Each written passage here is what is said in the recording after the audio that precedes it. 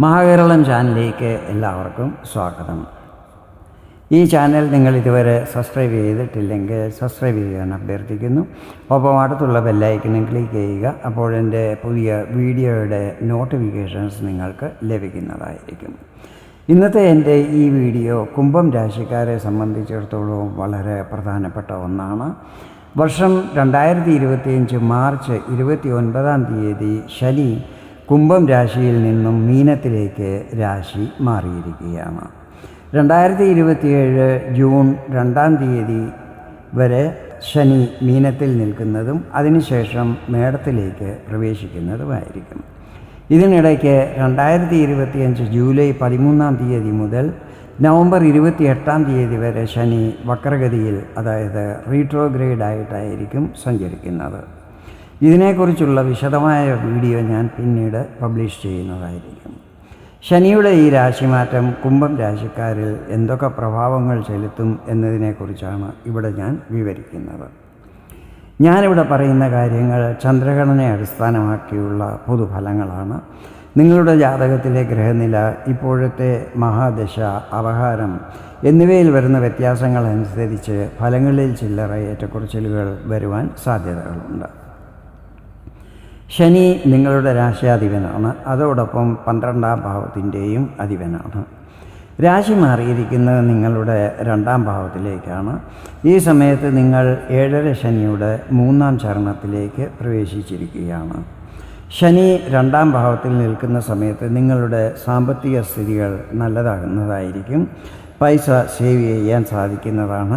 നിക്ഷേപങ്ങൾ, share market എന്നിവിടങ്ങളിൽ നിന്നും നല്ല റിട്ടേൺസ് ലഭിക്കുന്നതായിരിക്കും. പക്ഷേ ഇതെല്ലാം സംഭവിക്കുന്നത് മെയ് 18 രാഹുവിൻ്റെ രാശിമാറ്റത്തോടെ ആയിരിക്കും. കുടുംബത്ത് ശാന്തിയും സമാധാനവും അനുഭവപ്പെടുന്നതുമായിരിക്കും. 1ാം ഭാവാധിപൻ 2ൽ നിൽക്കുന്നത് ആരോഗ്യസ്ഥിതികൾ നല്ലതാകാൻ ഇടയാക്കുന്നതായിരിക്കും. നിങ്ങളുടെ പേഴ്സണാലിറ്റിയിൽ അനുകൂല പരിവർത്തനങ്ങൾ ഉണ്ടാകുന്നതുമായിരിക്കും.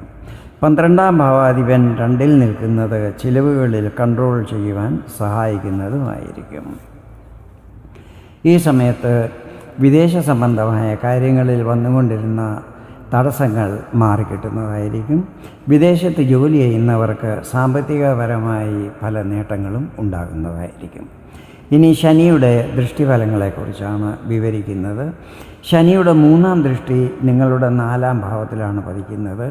ഈ സമയത്ത് പ്രോപ്പർട്ടികളും മറ്റും വാങ്ങുമ്പോൾ എല്ലാ ഡോക്യുമെൻറ്റുകളും നന്നായി ചെക്ക് ചെയ്യണം. അല്ലാത്ത പക്ഷം പിന്നീട് ഡിസ്പ്യൂട്ടുകൾ ഉണ്ടാകുവാൻ സാധ്യതകളുണ്ട്. പ്രോപ്പർട്ടി ഡീലിങ്ങും മറ്റും ചെയ്യുന്നവർക്ക് അതിൽ ലാഭസ്ഥിതികൾ കുറയുന്നതായിരിക്കും. മാതാവുമായി വാക്കുതർക്കങ്ങളും മറ്റും ഉണ്ടാകാതിരിക്കുവാൻ ശ്രദ്ധിക്കണം.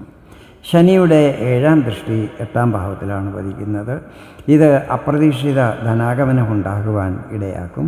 ഇൻലോസുമായി എന്തെങ്കിലും പ്രശ്നങ്ങളുണ്ടെങ്കിൽ അത് മാറിക്കിട്ടുന്നതായിരിക്കും. മന്ത്രതന്ത്ര പൂജാതി കാര്യങ്ങളിൽ രുചി വർദ്ധിക്കുന്നതുമായിരിക്കും. ശനിയുടെ 10ാം ദൃഷ്ടി നിങ്ങളുടെ 11ാം ഭാവത്തിലായിരിക്കും പതിക്കുന്നത്. ഇവിടെ മെയ് 14 മുതൽ ഗുരുവിൻ്റെ 7ാം ദൃഷ്ടിയും പതിക്കുന്നുണ്ട്. ഇത് ശനിയുടെ ദൃഷ്ടിയെ കുറച്ചൊക്കെ ന്യൂട്രലാക്കുന്നതായിരിക്കും.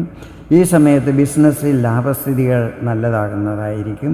ഇൻകം വർദ്ധിക്കും. സാമ്പത്തിക സ്ഥിതികളും നല്ലതാകുന്നതായിരിക്കും.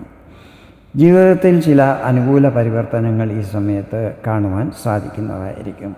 മൂത്ത സഹോദരങ്ങളുടെ എല്ലാ സഹകരണങ്ങളും ഈ സമയത്ത് പ്രതീക്ഷിക്കാവുന്നതാണ്. പൊതുവെ ശനിയുടെ ഈ രാശിമാറ്റം കുംഭം രാശിക്കാർക്ക് ശുഭഫലങ്ങളായിരിക്കും നൽകുന്നത്. വീഡിയോ നിങ്ങൾക്ക് ഇഷ്ടപ്പെട്ടെങ്കിൽ ഇതുപോലെ ജ്യോതിഷ സംബന്ധമായ കൂടുതൽ വിവരങ്ങൾ അറിയുവാൻ വേണ്ടി എൻ്റെ ഈ ചാനൽ സബ്സ്ക്രൈബ് ചെയ്യാൻ അഭ്യർത്ഥിക്കുന്നു. വീണ്ടും വേറൊരു വീഡിയോയിൽ കാണാം. അതുവരെ എല്ലാവർക്കും നന്ദി, നമസ്കാരം.